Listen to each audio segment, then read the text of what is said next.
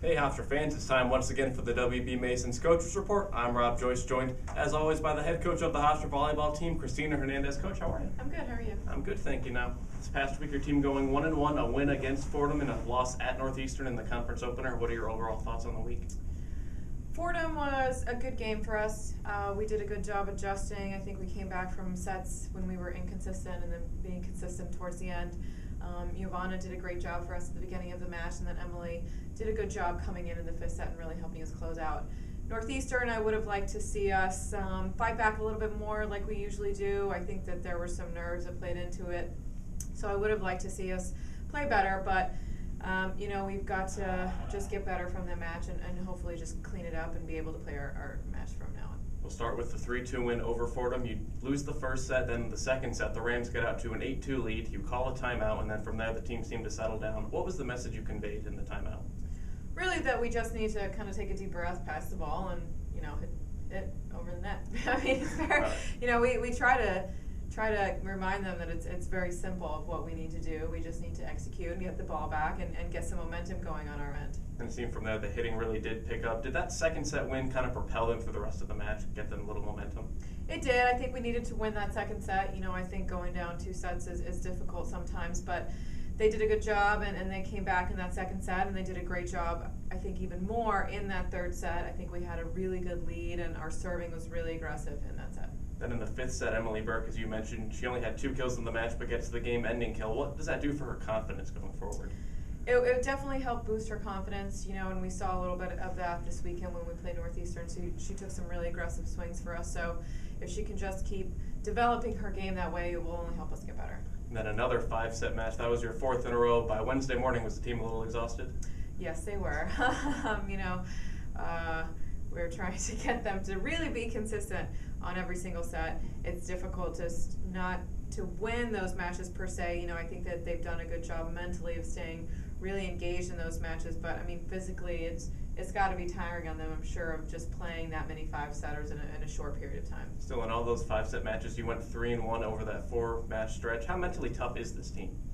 They're very tough. I think they don't give themselves enough credit sometimes. So, they're still young in that sense, and we've got a lot of sophomores playing for us. So, just reminding them of the things that they have done really well is really important for us right now. And then over the weekend in the CAA opener, preseason favorites at Northeastern, you fall 3-1. Was there a bit of an adjustment period at the beginning with the Huskies coming out firing?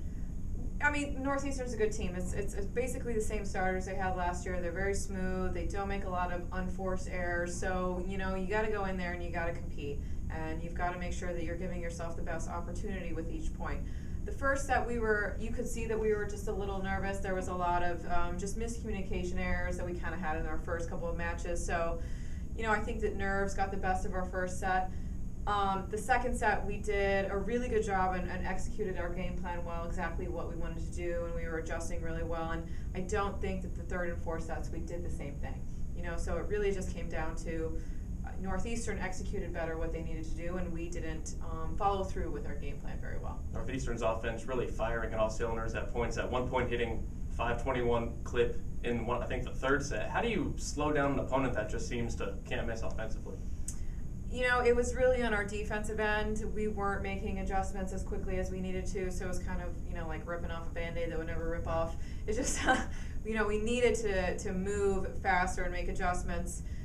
They were really just hitting us in a few spots, and there just wasn't adjustments being made. That it was really crucial that we needed to do that, especially in those third and fourth sets. So like I said, I think it just came down to the fact that Northeastern executed better and we didn't really follow through with what we need to do. And offensively, you had some sets where you struggled, some sets where you were better. How do you control the level out those peaks and valleys offensively? It's really just paying attention to what we need to do against other teams. I think we were very well prepared on what we needed to do and what Northeastern's weaknesses are. In that second set, like I said, I think we exposed those really well, and offensively we were really rolling and we were able to score a lot. And we've got to continue to do that through an entire match, because you're playing really good teams now and they have a lot of film on you and they know what you do and your tendencies are. So you've kind of got to get out of the box of what we're doing and really just do different things offensively to know how to score. And so we're still working on that some, but I think that we are definitely we play much better than we did on Saturday. So, we've really just got to get it. We had a very tough practice yesterday, and we're really just pushing them to get better and to work through a lot of pressure situations so we can just continue to play our style. And one person who had a nice game against Northeastern, Sarah Campolina, 6 kills, 4 blocks. We haven't talked about her too much this year. How has she progressed as the year's gone on? She's continuing to get better. She's always very strong blocking for us. We're trying to get her in the offense a little bit more. If being able to have one middle who can score for us a little bit more is going to be a nice thing and open it up for Kelsey and Nikki a little bit. So I think she did a really good job of going in and being aggressive and scoring some points for us. She's just got to be more consistent with it now and really work on where she wants to hit the ball. But she did a nice job, and she's continuing to get better. You have 2 home matches this weekend. Is it nice to be able to stay home for the weekend after going on a plane a couple weeks ago, then back-to-back weekends on a bus? It's nice to be home. I think this is one of our last big stretches. I think we're here for the next 2 weeks home. So being able to play these next conference matches at home hopefully will settle us a little bit and give us some time to really practice in our gym and, not have to waste time with traveling. So I think if we can really do some good things in practice this week, then we should be prepared for this weekend. Friday night, you take on William & Mary. What do you see from the Tribe? William & Mary is doing a good job of, they've got some really good middles, and they run a lot off of defense. So us working on our blocking and trying to contain that a little bit is going to really be the focus for them. And then on Sunday, UNCW. Tell us a little bit about the Seahawks.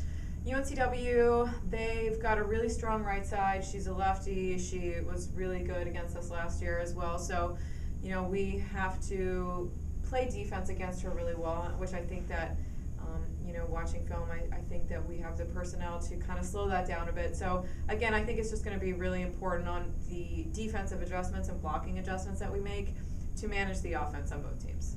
Now, what would be the keys to victory in either match this weekend?